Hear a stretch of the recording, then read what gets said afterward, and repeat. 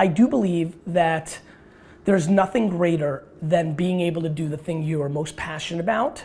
And I think that if you're blessed and you're able to make the most money that way, and I actually think I'm in that category, well then that's like nirvana. But I do think that a lot of people should consider, I am of the camp, and you know what, that's the question of the day. Where do you sit in this camp? In the comments, let's sit on this one. Where do you sit in this camp? Here is my theory, that if you make $130,000 a year doing something you don't love as much or at all, versus making 89 and loving it, that you should always go with B. Now, people could say that's easy for you to say because I have student loans, because I have all these other headaches. I have a weird thesis that 89, because you're so happy and you're willing to work 18 hours a day, becomes 131 over time, and 130 becomes fired or flat forever. I really do believe that passion works out that way, and I'm not a secret. I'm not Oprah. I'm not like sunshine and rainbows, especially not after the fucking Jets miss an extra point and lose by 1 point. I just think it's practical. I just think being happy brings a better energy and a work ethic. Listen, I don't know if you've heard, I believe in work. And I believe the easiest way to work is to fucking love it. And so, you know, I think, Jenny, you should go with your passion. I just don't think that it's practical for everybody. I think a lot of people's passion is to become the biggest rapper in the world. I think a lot of people's passion is to become a supermodel. I think a lot of people's passion is to become a professional athlete or the next great director or this and that. I think people are completely tone deaf to their actual skill sets, and they make up ludicrous, unachievable goals, which then means the blueprint is broken from the get, which means they have no shot at victory. So I think if your passion is to be the greatest rapper in the world, you should deploy some self-awareness around, maybe your passion should be being around the greatest rappers in the world if you have no flow, you know? So anyway, I don't know, I think there's a lot of things, Jenny. I think self-awareness, I think recognizing you only live once, realizing how much regret is poison, and just really, Jenny, I'll give you a really good answer. Try your passion. I'll give everybody a good answer. Try your passion for 2 years. What's gonna happen? Your debt's gonna compound? It's not the end of the world. I mean, you can always get practical. You can always get practical.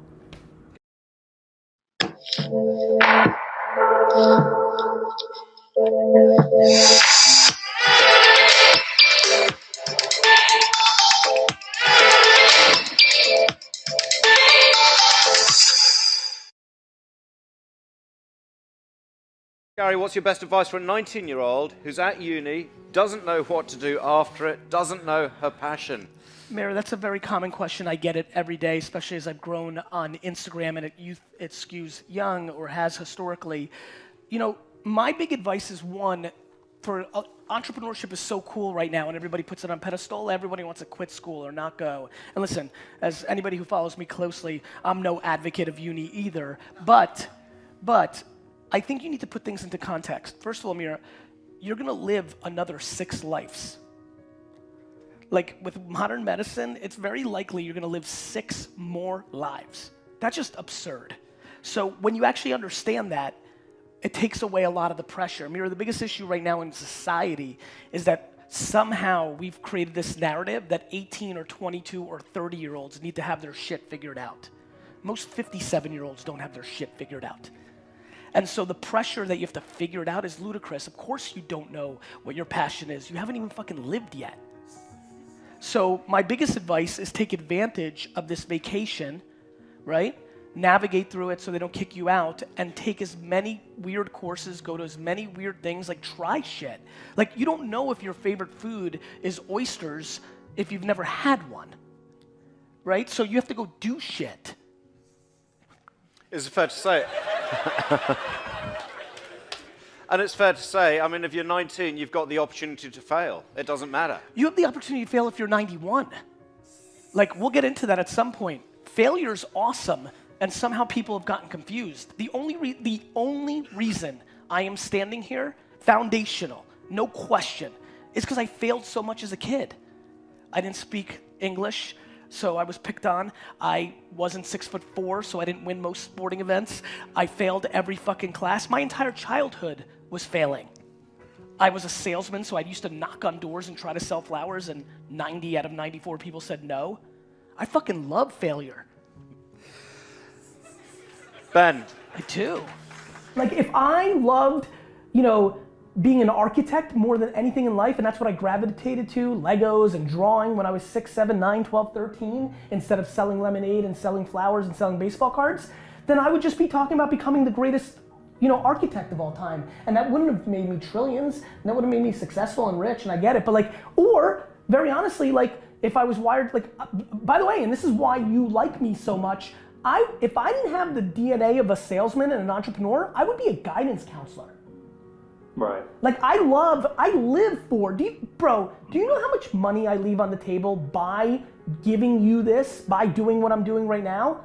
I'm leaving a lot of, and by the way, it's not because I'm such a great guy, it's because hearing you say that in the beginning of this call is a greater high for me than any deal I've ever closed in business. And that's not even close, by the way. Having another human being tell you that you're having a positive impact on their life, I promise you this, you're not coming to my funeral because I made $1.7 trillion in my career. You're coming to my funeral because I might have made you $1,700 more and tweaked you in a place where you had 49 more years of happiness. The biggest reason people don't go all in is they're spending shit on clothes, cars, homes, vacations that don't let them go all in. So many people here are unhappy because they bought things to impress others that they don't even like. And so they're stuck in their jobs they can't get off because it's just like running a P&L. It's very easy to be happy, and almost everybody can go all in and do something at any time if they're just willing to live at home, or if they're willing to live with 9 other people.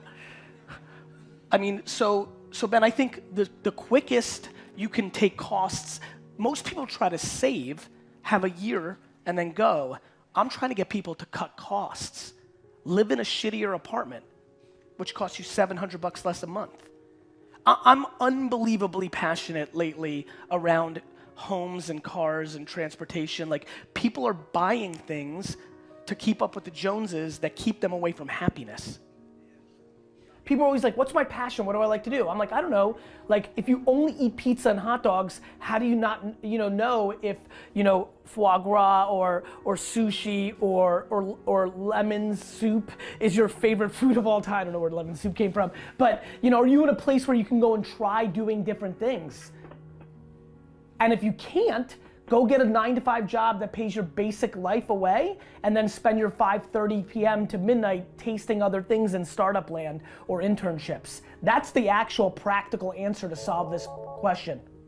Where you go when you don't know what you want to do is you have to try to do things. I mean, it's not super complicated. So if you've got a trust fund, or if you've saved some money, or if you're living, ghetto and don't give a shit and live with 11 roommates and, and can afford to just cancel it out, what you got to do is you got to go and try things. You got to try operations, you got to try sales, you got to try all these different things. That's really just the only option out there. And so you've got to put yourself in a position, whether being humble and ghetto, to go and try things, or maybe you're in a luxury spot where you can go and do that. It's really the only way. You're not going to find out by guessing.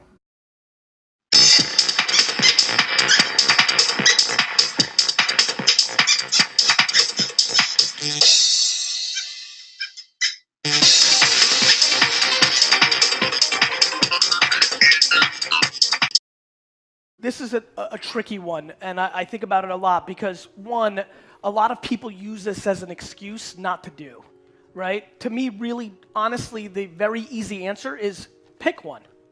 You're not gonna know how it would have turned out anyway. Like, literally every day, I have 600 ideas of new businesses. When I transitioned from Wine Library to VaynerMedia with my brother, there was so many things we thought about doing. I don't think back to the fact that we basically were gonna do a deal of the day site like Groupon and Living Social, which probably would have been successful. I don't think back, the biggest, closest thing besides VaynerMedia that AJ and I were close to back in 2009 was to go into fantasy sports. That would have been right too, right? I could have just wrote Crush It and just spoke and built a personal brand that would have been very lucrative. So Pete, I'll be honest with you, I'm concerned that this is more a disguise. Like even if you read how it says, I have so many that will work, right? Like people always come to me, they're like, Gary, I have 17 great ideas. I'm like, great, dick, pick one. Like if they're all so great, pick one and be happy when it succeeds and then recognize, Pete, how old are you? 30? Brother, you can do fucking 6 of them. Right? So do one from 30 to 39, sell it or put a management team in, and then at 39, whatever the new ideas are, just pick one. Like crippling, you have to figure out if it's insecurity that you like to put up a facade and you don't want to actually go on the field and prove it, or is it just like indecisiveness, which is already a tell that you might struggle running a business, so you just have to pick one and go, period. Get into the practice of it. What do you like when you're not working? Build a business around that. Like, what do you like? Yeah, I mean, like, I gotta tell you right now, this whole Vayner sports thing, I'm getting scared. I might shut it all down. I'm in love with it. Having these football players sit at VaynerMedia, John Toth yesterday, offensive lineman center for Kentucky, he's gonna be on the Packers in 6 months. It's the weirdest thing. Alvin Kamara is gonna rush for 137 yards on a Sunday, and I'm like, wait a minute, that's my dude. Like, it's crazy, and I love it. And watching AJ's happiness, he's not gonna make anywhere close to as much money as he did at VaynerMedia, but watching the happiness in his heart, like, what do you like? Surfing? What do you like? Like t-shirts? What do you like? Hip hop? Like, what do you like? Patience, brother. Keep doing good, keep bringing people value, and don't think about what's in it for you. What's in it for you will happen when you are purely pushing to bring people value. Shit just happens. Hell yeah. And you've got time, brother. You've got 5 years. Do me a favor. Don't try to charge $1,000 a head or $500 a month. Do this. Just keep bringing value. And I'm telling you, for 5 years, online, offline, random, just keep bringing value. It will work itself out. You got a lot of time to cash in on doing that good move. How do I document the humble process when I want to project a high-end image? Paint the garage. Andre, because I think you need to actually understand that that truth is real. Like faking it till you make it doesn't work. Like Vera Wang, first place where she was making dresses was a shitty place. Like, because you have to realize that wherever you're producing or the journey you're going through has no impact on the product that you're making. And so I think it actually makes people associate with you. I think what you're doing, and I see it a lot with high-end fashion or high net worth categories, is you're looking backwards. What I mean by that is everybody's looking at what used to work. And so the Anna Wintour Vogue kind of fashion show, but that's yesterday. The biggest reason most people won't win in here is they over-respect the past and they demonize the current.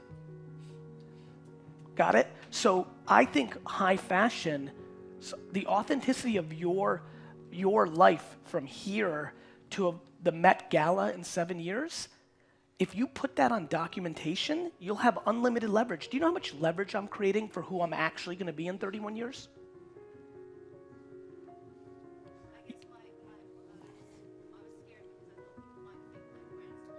Of course. That's exactly what you think. But I don't believe that to be true. The people in the middle may think it's lower. These people don't give a fuck. If you make an amazing dress, it's an amazing dress. The establishment gives a fuck. Got it? And that's what the internet took away. The people at the schools, the universities, the fashion magazines, the taste makers. You know how pumped I am that most 22-year-olds don't give a fuck about Anna Wintour as much as they did 10 years ago? It's no dig on Anna. She just represents the middle. Do you know how, back to why I love this country so much, because I was such a big advocate of its wines when I was a kid? Do you know how pumped I am that the Wine Spectator and Robert Parker don't control the market in the US anymore? The internet does. Got it? So, Cloudy Bay exploded in America because of one critic, which is amazing, and it's a great wine, it's fine, but it's also why others didn't. So when the masses control the game instead of one or two people, that's a far more exciting thing. You're looking backwards at what worked. Going forward, I believe the people that actually document their journey from working at a retail store to eventually becoming the biggest fashion icon in the world, who's the creative director of Louis Vuitton, right? The game's changing. It's changing right in our face. You have to pay attention to how that's playing out.